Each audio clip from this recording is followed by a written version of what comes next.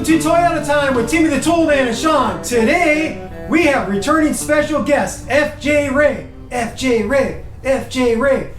And what we're going to be doing today for Ray on his 2007 FJ Cruiser is we're going to do a complete brake service. We're going to replace the rotors and brake pads on all four wheels. Ray is not doing this because his brakes are worn out. He's doing this as a brake upgrade. He believes that if he goes with these high quality EBC slotted rotors and high quality EBC heavy duty brake pads, it's going to improve his braking performance. Now, is that going to be the result that Ray gets? That is yet to be seen, because Toyota brakes from the factory are pretty damn good. So I'm not 100% sure he's going to get the result that he hopes for, but let's cross our fingers and hope he does, because he spent a decent amount of money on these EBC rotors and brake pads to hopefully improve his braking performance on his FJ Cruiser. In addition to the EBC parts, I bought a few parts from Toyota that are considered non-reusable. They're mainly rubber parts. And then I also bought some additional anti-rattle springs, because if you're familiar with these Toyota brakes, they only have one anti-rattle springs per caliper, and I always felt that it's better to have two anti-rattle springs per caliper. So now let me give you a closer shot of those additional parts I bought from Toyota. Before I begin with the additional parts I bought from Toyota, I want to show you these additional parts that came with the EBC pads. These little things right here are anti-squeal parts. You push them into each of the caliper pistons, and it basically mimics the anti-squeal shims that Toyota includes with their brakes. So with these EBC setup, I'm not going to use the Toyota anti-squeal shims. I'm going to use these instead, because that's what EBC expects you to do. And because each front caliper has 4 pistons, you get 8 of these anti-squeal inserts for the front brake pads. For the rear brakes, there's only 1 piston per caliper, so you only get a total of 2 of these. Here's the additional parts that I bought from Toyota. This is the anti-rattle spring that I'm going to add an extra one per front caliper. This is a rubber dust boot that goes onto the rear caliper. This is a rubber bushing, and then this is a rubber plug. Are these parts necessarily not reusable? I bet that I'm going to find that these rubber parts are probably going to be still intact, and you could get away with reusing them, but because I bought them, I'm going to go ahead and replace them for Ray, because they weren't that much money. All these parts for both rear calipers cost me about 24 bucks. It's not that big of an expense. All right, that's all the parts that we got for this job. We're gonna now get out to the rig, we're gonna jack it up, and we're gonna support the frame on each side with 6-ton jack stands, and we're gonna get the wheels off. We're gonna do the front brakes first, and then after we get the front brakes done, we're gonna lower the vehicle back to the ground, and then we're going to jack up the rear end, and then we're going to do the rear brakes. As a final thing for this job, we're going to bleed the brakes on Ray's rig to flush out the old fluid and to get new fluid in the system. Doing a brake fluid flush is optional. If it's been done pretty recently on your rig, you won't need to do it. But brake fluid is one of those fluids that kind of gets neglected. People don't think they need to renew it on a regular basis, but just like any automotive fluid, brake fluid gets old and doesn't work as well as it does when it's brand new. The brake fluid gets contaminated. I suggest you follow our lead and do the brake fluid flush along with a job like this if your brake fluid is old and looking kind of dirty. All right, so we're going to get out to the rig and we're going to get started with this job. I'm going to show you an ideal place to jack up the front end to where you can get the entire front of the rig jacked up equally to where you can get your 2 jack stands in place. So if you go right under the front of the rig, you got your skid plate, and then at the back of the skid plate, you have a cross member right here. You could take off the skid plate if you're worried about denting it up a little bit, but this one has clearly been dented up already by lifting it here, and it's not that big of a deal. So you can get the jack centered right on this front cross member and then be able to jack up the entire front end of the vehicle equally.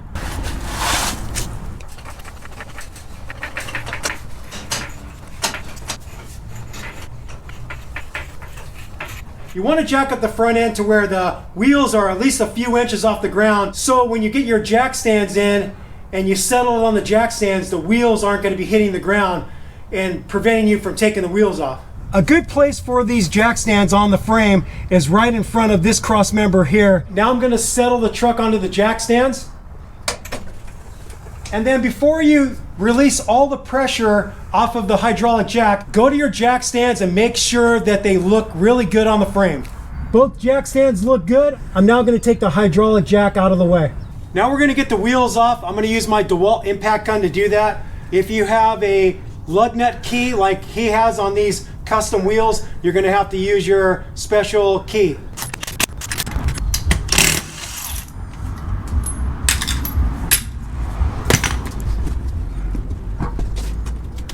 All right, we're gonna do the same with the other side and get that wheel off. If you have spacers like Ray does, you're gonna have to get your spacers off too. Same thing, I'm gonna use my gun to zip them off.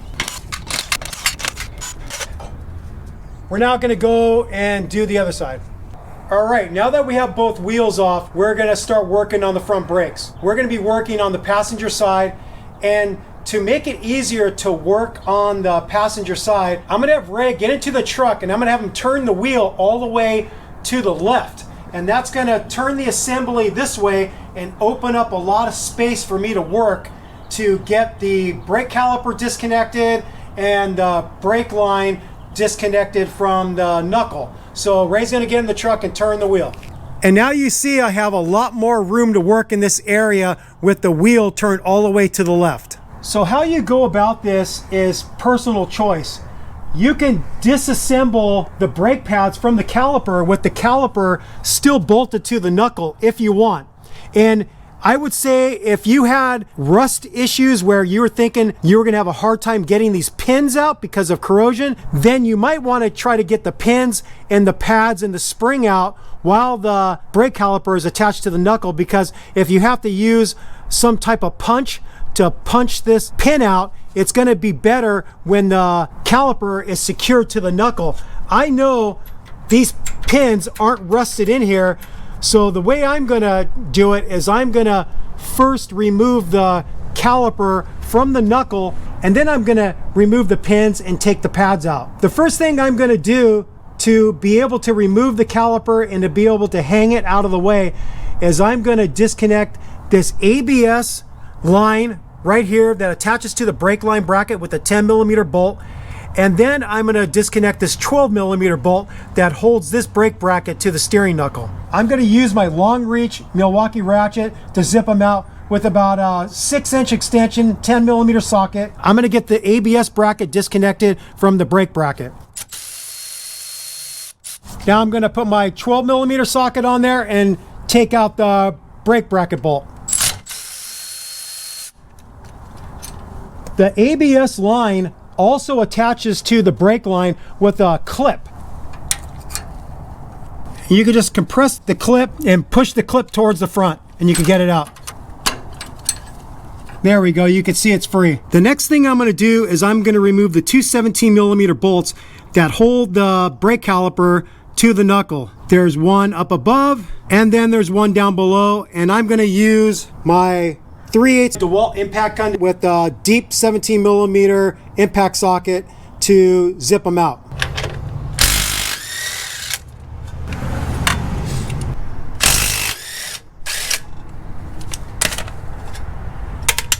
And now with both caliper bolts out, you could just slide this off.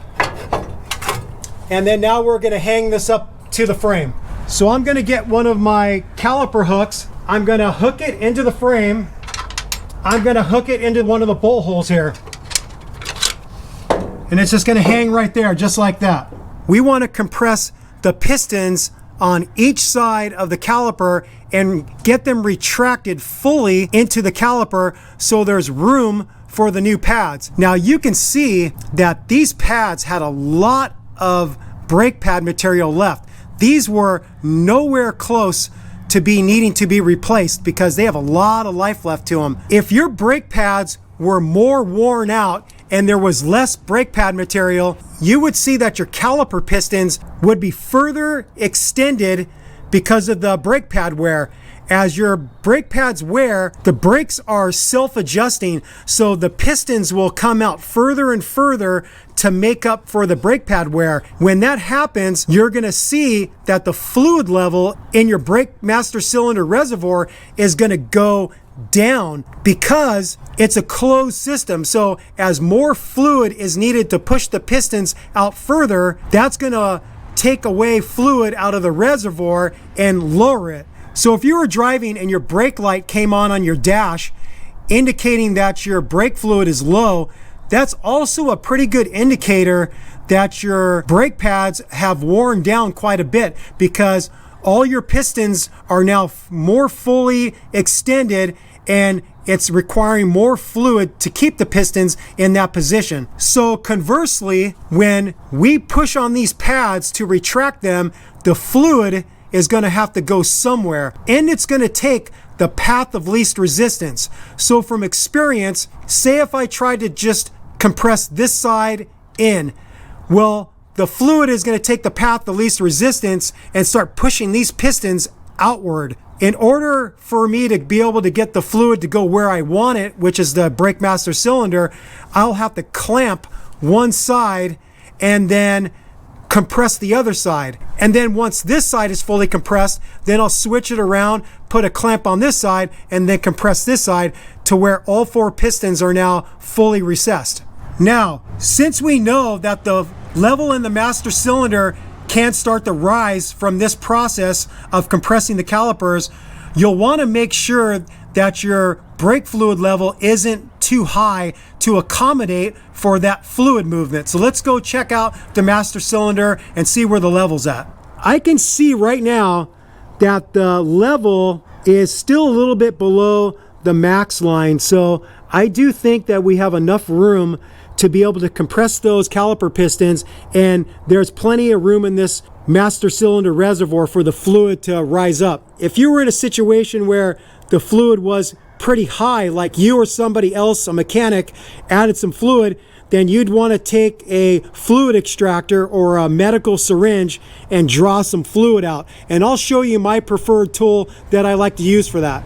This is a fluid extractor I really like because it has a really high volume. It's a midi-vac fluid extractor. This is much better and quicker than using a small medical syringe like a 10cc syringe. You can draw out as much as you need in one stroke of this midi-vac fluid extractor, and then you're good to go. Whereas if you use a small medical syringe, you'd have to probably draw back a few times in order to get the fluid down low enough where you want it.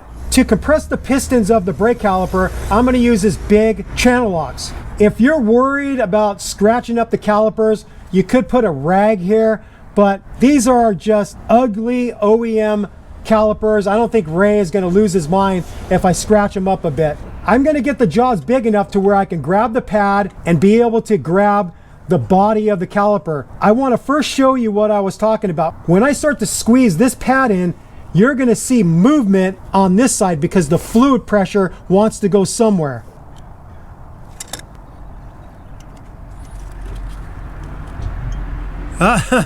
Well, it's actually working. When we did the other side, the pistons on the opposing side were starting to push out. These pistons must be a little bit more sticky, and that's why they didn't start to react for me increasing the fluid pressure by collapsing these pistons. But let me show you what I'm talking about. If you do see that the opposing caliper pistons are starting to push out from the pressure that you're applying on the other side, you're going to want to get a C-clamp in there, and I'll show you that. So with a small C-clamp holding pressure on this pad so the pistons can't start pushing out from the pressure you're applying on this side, this is how you would do it. So I'm just making sure that I've got these pistons on this side fully retracted. Those are fully retracted. Now I'm going to switch it up. I'm going to put the C-clamp on this side, and then I'm going to get my channel locks on this brake pad and this side of the caliper and squeeze these two pistons in. I have the C-clamp holding this pad firm against the pistons on this side of the caliper, and now I'm going to get my channel locks on this side and squeeze these pistons in. It's usually better to get right on top of one piston, squeeze it in a little bit, and then go to the other one and squeeze it in a little bit, and just go back and forth until they're fully retracted. Okay, those are fully retracted. I switched up where I was hanging the caliper. I removed it from hanging from this spot, and I hooked the brake caliper hook on to one of the coils on the coilover, and then I hooked the brake caliper through one of the bolt holes.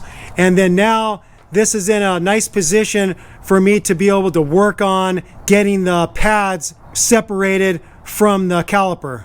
These caliper pins have a retaining clip on one side. There's a little hole in the pin that this small retaining clip goes into. So grab a pair of needle nose pliers and just pull out, and you can see the little clip. And I'm going to do the same with the other one. Just grab onto the end of it and pull out. So like I said, if you're dealing with any corrosion, you might not be able to easily remove these. I can just push with my finger from the clip end and slide this thing out. And then I'll do the same with this one. You have this anti-rattle spring that keeps the pads from flopping around, and I'm going to remove that next. It just goes into these two holes right here. You just push inward and then slide it out. And then now you could just simply take your pads out. Here's one thing that I want to point out. This is a wear indicator. It's a metal piece that protrudes a little bit inboard of where the metal part of the caliper pad starts. And this is an early warning device to let you know that your pads are almost completely worn out. So this is meant to make a squealing noise to make you think, hey, something's off. I hear this loud squealing noise. What could that be? And if you haven't done your brakes in a long time, that loud squealing noise you're hearing is this brake wear indicator rubbing right up against the face of the rotor. The noise will alert you to do your brakes before you wear the pads all the way down to the metal and destroy your rotors. So that's what that's for. Now that we got our pads disconnected from the caliper, I'm going to hang the caliper back in the original position I had it on the frame. Now that we're done with getting the pads out of the caliper, we're going to take the rotor off. Quite often, you're going to find this rotor is not going to just fall off like this and just come right off really easy. There's a couple ways you can go about it if it's stuck on there. You could just grab a plastic mallet like this and hit it and break it free. If you find that it's still not breaking free and it's really stuck on there, a lot of times these rotors have a threaded hole in them, and that threaded hole is an M8 by 1.25 pitch. You could put a couple long bolts, like maybe about 1.5 inches long, and then you start screwing them in equally, and the end of the bolt is going to drive against the face of the hub, and you're basically going to be using those bolts as a puller to slowly draw the rotor off of the hub face. So that's what those holes are for.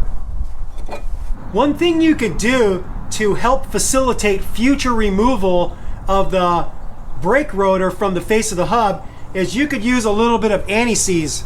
You put some on the face of the hub here, and then this way the rotor is less likely to get locked onto the face of the hub. So I'm just going to put a little bit on here for Ray.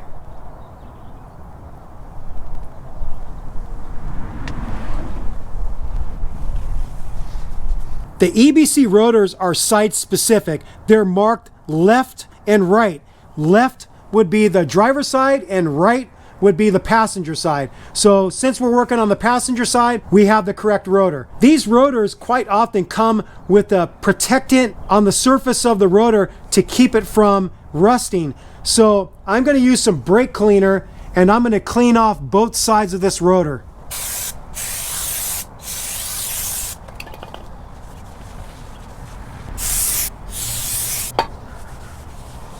And then now we'll just slide this onto the hub.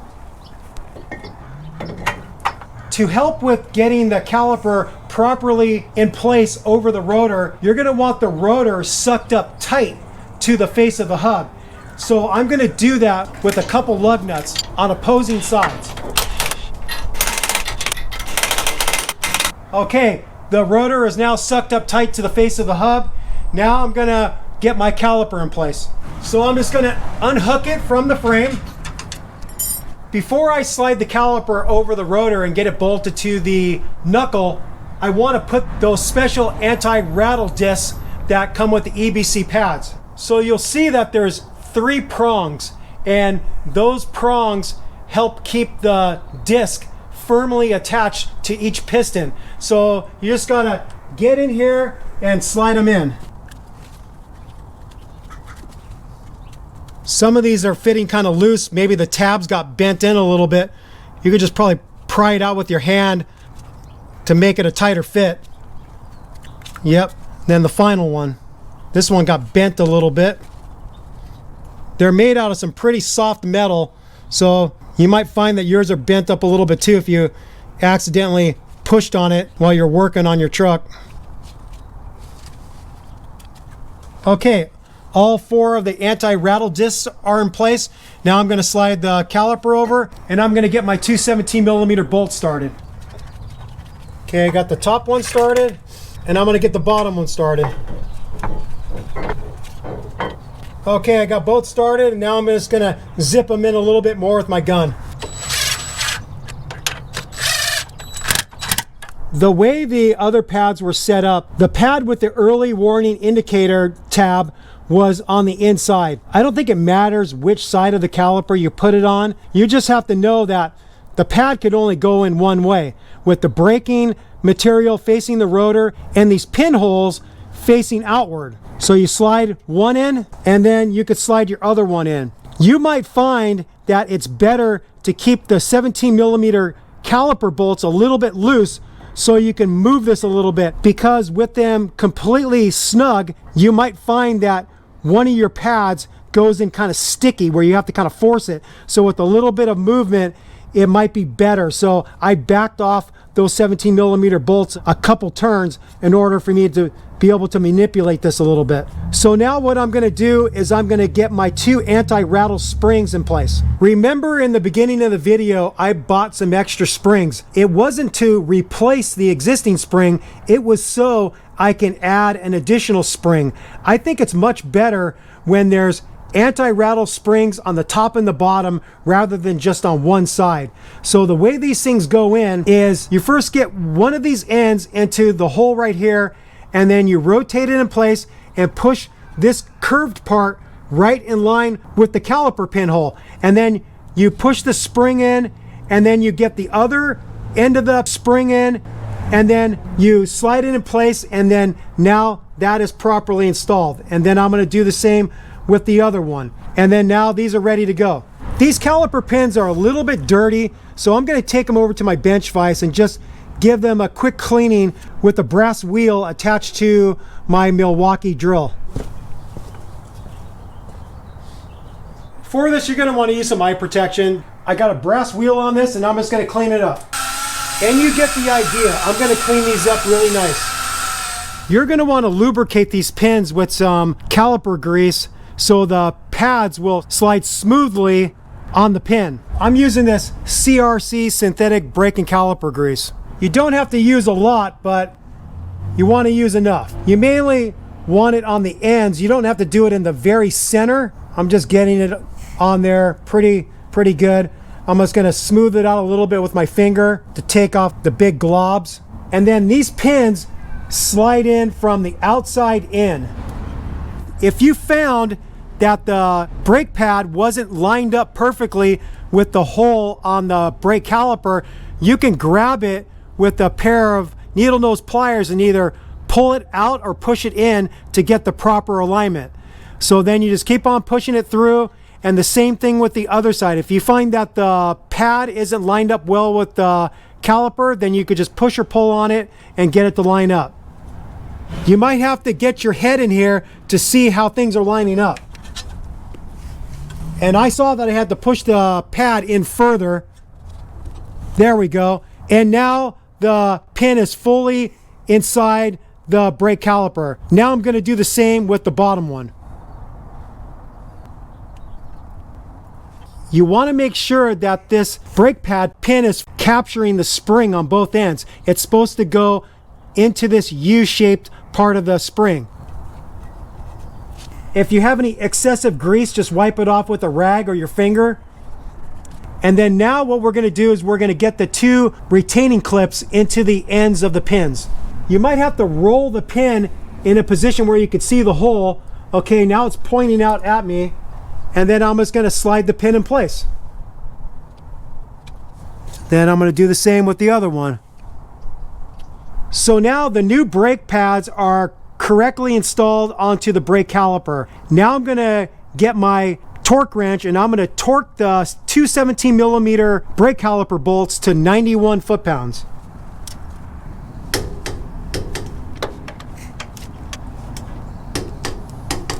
Okay, they're both torqued to 91 foot-pounds. I've got the brake bracket reattached to the knuckle with the 12mm bolt, and then I've got the ABS line attached to the brake bracket with the 10mm bolt. I'm gonna just tighten these up by feel, no torque spec. Just use that German spec we all know and love, good and tight. That one's tight, and that one's tight. Then the final thing is you have this clip for the ABS line. You have to plug into the brake bracket. So just slide that in and snap it in place. And so we're all done with the front brakes now. We're gonna get the wheels back on and we're gonna lower the vehicle to the ground. We're gonna torque the wheel lug nuts to 85 foot-pounds along with the spacers that he has. And then we're gonna flip the rig around and we're gonna get the rear jacked up and start working on the rear. I've got the wheel spacer on and I've got the lug nuts just lightly snugged up. In order to torque these, the way we're going to do that is I'm going to have Ray get into the rig. He's going to apply a pressure to the brake pedal, which is going to lock the brake pads onto the rotor, keeping it from spinning.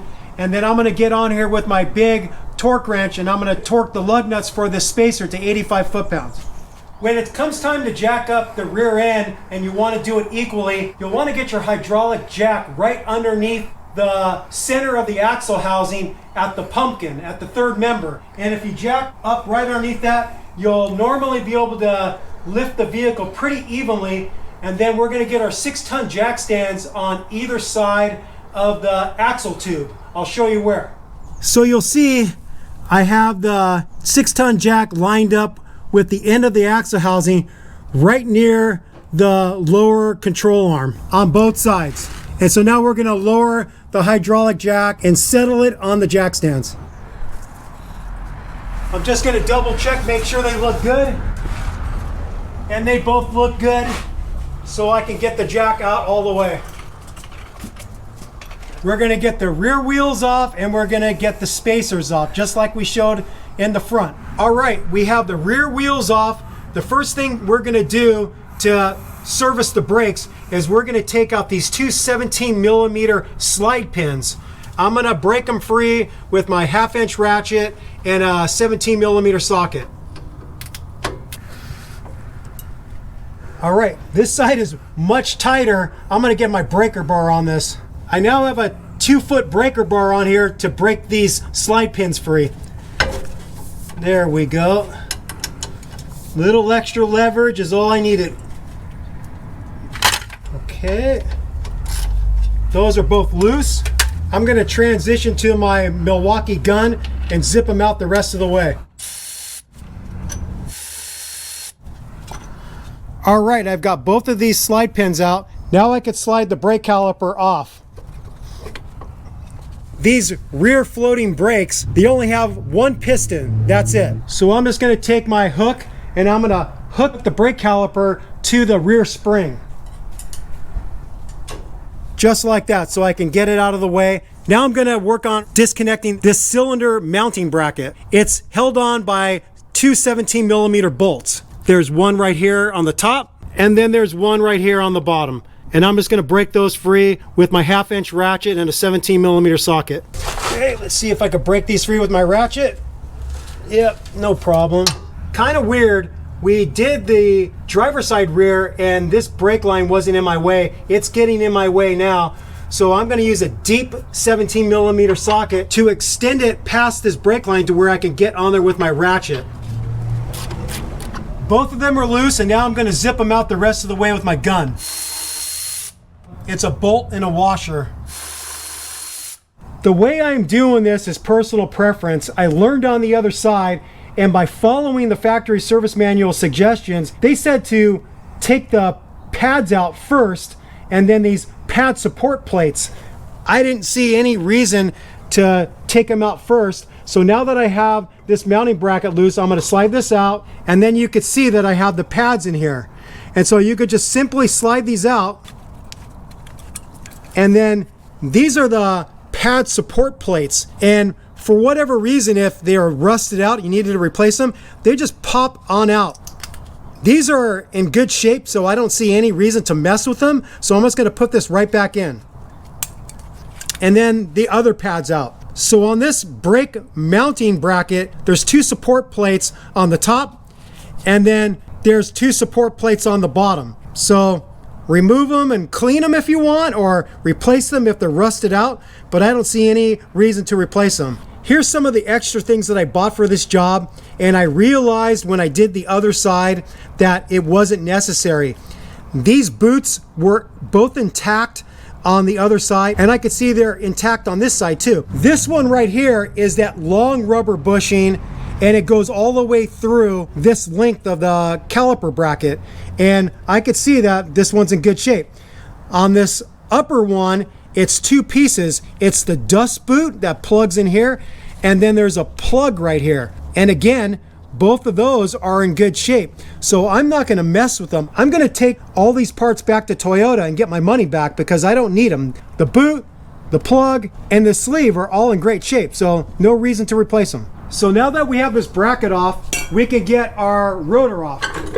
And you might not get lucky and it slides off easy. You might have to pound on it with a plastic mallet like this to break it free, or you can use the two M8 bolts that you can screw in, and these spots right here, here and here, and slowly draw the rotor off of the rear axle. We got lucky. We didn't have to use any persuasion with a hammer or use the bolt trick to get them off. This is kind of cool to show. This is how a rear parking brake works on a vehicle that has four-wheel disc brakes. The parking brake is a drum style shoe brake that the rotor slides over. It's kind of like the rotor is doubling as a disc brake and a drum brake for the parking brake. That's what you're seeing there with those two shoes.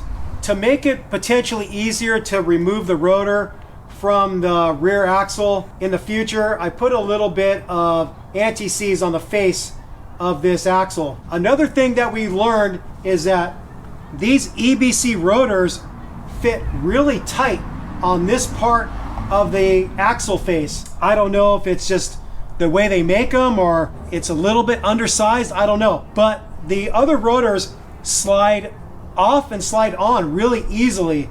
Let's see what happens with this one.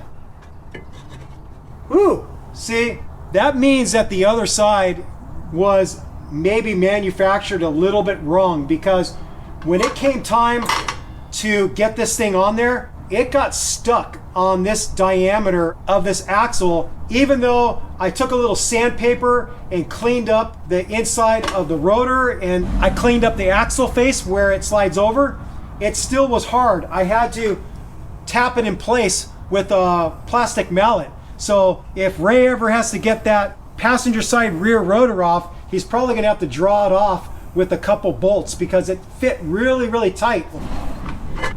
That one fit perfect, so, oh well. Thanks, EBC. Now that we have the rotor in place, I'm gonna slide the new pads into this brake mounting bracket. So with these new EBC pads, there's no anti-squeal plates on them. I am gonna put one of these anti-squeal pucks, or wherever you wanna call it, into the one piston that makes up that rear floating brake. What I did on the other side and what I'm gonna do on this side is I'm gonna borrow one of these anti-squeal shims from the old pads and put it onto the EBC pad. So you could just pop these off, and I'm just gonna slide it onto this one. You just snap it in place. Just like that. it just fits over with these 4 tabs, and that locks it onto the back of the pad. Before I insert this one into the caliper piston, I still need to retract that piston with my channel locks. I'm going to get one of the old pads and put it up against the piston. I'm going to grab my big channel locks and I'm just going to squeeze that piston in.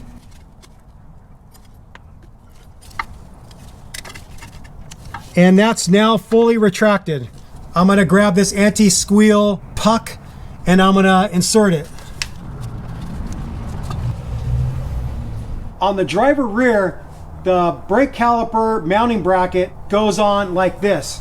You have your mounting holes that are on the inside, and when the brake caliper slides over this mounting bracket, the piston is going to be on the inside and the 2 stationary arms are going to be on the outside. I'm going to put the pad with the anti-squeal shim on the outside and I'm going to slide it in place. So you come in at this angle, you push in a little bit, and then you could rotate these 2 tabs in place.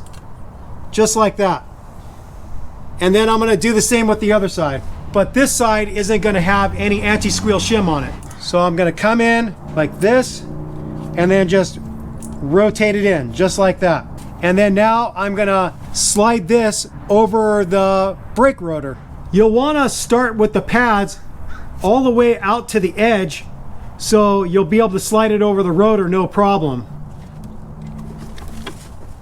And then I just grab my 2 17mm bolts and I get them started on the back. Okay, I got the top one started. I'm going to get the bottom one started. Okay, those are both started. Okay, those are both cinched up and I'm going to torque these to 74 foot-pounds.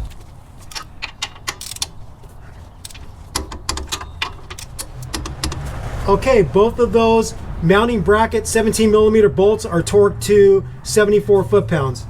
Now I'm going to unhook my brake caliper and I'm going to slide it over the pads. You'll want to push the pads right up against the rotor and then slide the caliper over. You're going to notice that these dust boots are going to get smushed, so you have to kind of push them towards the brake mounting bracket and then slide the caliper over on top and bottom. Now I'm going to get my slide pins in, and they say to lubricate this with some grease, so I'm going to again use my brake caliper grease and lubricate these, and then I'm going to lubricate the threads a little bit too. Then you just got to slide it in and get the thread started. Okay, this one's started. Gonna grease up this one. Slide this one in place. Okay, both of those are started. Those are both cinched up. I'm gonna torque these slide pins to 65 foot-pounds. All right, they're both torqued to 65 foot-pounds. That's pretty much it for the rear brakes. Now all we have to do is get the spacers on, and the spacers we're going to torque to 85 foot-pounds just like we did for the front, and then we're going to get our wheels on, and then we're going to lower the vehicle to the ground and torque the rear wheel lug nuts to 85 foot-pounds too, and then we'll be ready to start the bleeding procedure. We're done with the brake job on all 4 wheels. Now we're going to do the brake flush. What I'm first going to do is try to draw out as much fluid as I can from the Brake Master cylinder or hydraulic brake booster with this Minivac fluid extractor. So I'm going to take the cap off and then try to draw out as much fluid as I can. Not getting much out. It's got like a step in there that doesn't allow you to get too deep in there. This isn't working all that great. With the way the reservoir is formed, it has a step right near the top of the reservoir, and it doesn't allow you to get the tube really deep in there to suck a lot of fluid out. So this technique is not going to work very well for this type of hydraulic brake booster. So we're just going to have to bleed the brakes a little bit more than we would have hoped for at all 4 wheels to get most of the old fluid out of the system. For this bleed procedure, we're going to use regular .3, not synthetic. I got this from Winchester Auto, which is an auto parts store near my area. And what I did is I transferred some of this into this container because this container it's much easier for me to be able to pour it and not spill it when I'm trying to add fluid to the hydraulic brake booster reservoir. So this is synthetic, but I poured out the synthetic into another container and filled it with the regular .3. So you're going to want to start with your master cylinder at the max level, and during this whole bleed procedure you don't want to let the reservoir go down below the minimum line. So as you're bleeding, you have to remember to go back every once in a while and check to make sure the level is staying in between the minimum and maximum levels. So I'm just going to add a little bit here, and I got it up to the maximum level. I'm going to put my cap back on, and now we're going to start the bleeding procedure.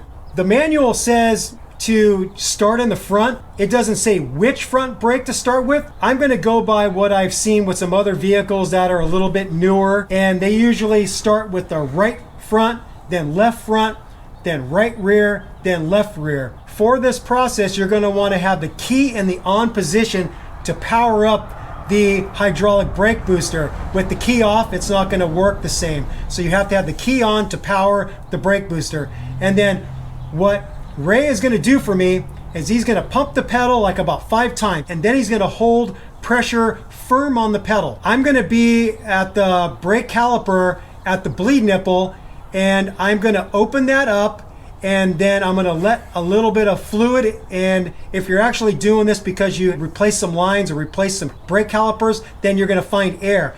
I shouldn't be finding any air during this bleed procedure. It's just a method for me to be able to get all the old fluid out and some new fluid in the system. So I'm going to open up the bleeder, let some fluid come out. I'm going to close the bleeder, and then I'm going to yell to Ray to start pumping again. So that's the procedure. Pump the pedal, hold it. I open the bleeder, the pedal is going to sink to the floor, and he's going to hold it there. I'm going to close the bleeder, and then I'm going to tell him to do it again. If he lets up on the pedal while I still have the bleeder open, that's going to allow air to suck into the caliper, and you don't want that. So he has to be paying attention to my instructions and don't lift up the brake pedal until I tell him to. We're by ourselves, and we're not going to be able to really show this process very well, but we'll do the best we can. Ray's going to get in the rig, turn the key on. I'm going to get over to the front passenger side brake caliper, and I'm going to show you what I'm doing there. To make the access easier for me, I'm going to have Ray turn the wheel all the way to the left. Go ahead and start it up and turn it. Okay, good. On the top of your brake caliper, you'll see your bleed nipple, and that's a 10mm size. I'm going to use this offset wrench, and I'm going to get it onto the bleeder first. And then what I'm going to do is I'm going to get a vinyl tube that's directed into a little catch container, and I'm going to slip this tube over the end of the nipple. Okay, the tube is over the end of the bleed nipple, and now we're ready to do the bleed procedure. Okay, Ray's going to pump the pedal about 5 times, and then when he's holding firm pressure, he's going to yell to me and say holding, and that gives me the cue to open up the bleeder. Go ahead, Ray. He's holding. I'm going to open it up. Fluid's coming out, and then I'm going to close it off. Okay, Ray, do it again. Holding. I'm going to open it up again and close it. And so you get the idea. We're just going to keep on doing this for quite a while on this front passenger side caliper. And then when the fluid starts coming out looking pretty clean, then I'm going to jump over to the driver's side one. So this is about the amount we drained out of each of the front calipers. It's about 600 milliliters that we drained out of each one. Now we're going to transition to the rear, and with the rear brakes it's a little bit different. Ray doesn't have to pump the brakes and hold it. All he has to do is just hold firm pressure on the brake pedal, and I'm going to open up the bleeder on the rear brakes, and the pedal is not going to sink to the floor. It's just going to stay where it's at, and the hydraulic brake booster is going to be moving the fluid from the front to the rear. And when I feel I've drained out quite a bit. I'm going to close it off, and then I'm going to go back to the master cylinder and top it off. And I'm basically going to move about the same amount of fluid that I removed out of each of the front brakes, about 600 milliliters, and I'm going to call that good. Here's the bleeder on the rear caliper. Same situation, put the vinyl tube over the end of the bleeder. I've got my offset wrench, and I'm going to get that on there. And then I've got the tube draining into this catch container. So Ray's going to turn the key on, and then he's just going to hold firm pressure on the brake pedal until I tell him to let off. Go ahead, Ray. You're holding? I'm holding. So you could see the level rising. It looks a little darker. Okay, that's about good. I'm gonna stop it. Okay, let off, Ray. That's about as much fluid I'm comfortable going in one shot. I'm just gonna go and top off the fluid level to the maximum, and then I'm gonna do this again. And I'm gonna go until I reach about 600 milliliters, and then I'll go to the driver's side rear brake. So this is about how much brake fluid we move through the system. And I think we got it pretty clean. This is quite a bit. It's probably about, I don't know, 3/4 of a gallon, because this is a gallon jug, right? We have about 1 quart left in this container, so we moved about 3 quarts through. So now what the factory service manual says to dial in the level is you get in the rig with the key off, not in the on position, but off, and you pump the brake pedal 20 times. And then after you do that, then you fill the level up to the max level. I'll read this right from the manual so I don't forget. It says, when the ignition is turned on, the brake fluid is sent to the accumulator, and the fluid level decreases by approximately 5 millimeters from the level when the ignition is off. Ray's gonna get in there, he's gonna push the pedal 20 times with the key off, and then we're gonna dial in the level from there, and we'll fill it up to the max after he's pressed the pedal 20 times. You could see a little bit of fluid movement in there when he's doing it. That's 20 times, so that actually went a little bit above the max line, and I had topped it off to the max line. So now let's see what happens when he turns it on. Go ahead and turn it on. I'm expecting that the level will drop to the max. Let's see what happens. Go ahead. I saw the level drop back down to the max level, so I think we've got the level perfect. All right, Ray's now going to take it on a test drive, and hopefully for him, this was all worth it. And hopefully for me too, because I had to do the job. So I'm hoping that his brakes feel better to him. So we'll get back to you. All right, we're all done with this job. It's still too early to tell how well this brake job's gonna do for Ray, because he just drove it on some residential streets, and that's really not enough to really test the brakes to see if there is some improvements. When Ray gets some more miles on this and he takes it in the mountains and he really puts the brakes to the test for wheeling, hopefully for him, he's gonna find out that the brakes feel better to him, but who knows? We'll update the video either in the video description or a pinned comment to let you know if Ray reports that these EBC rotors and pads was a good way to go for him. With all that said, we thank you for watching Toyota Time with Timmy the Toolman and Sean and special guest FJ Ray. Peace out, happy wrenching, happy brake upgrading, bye-bye.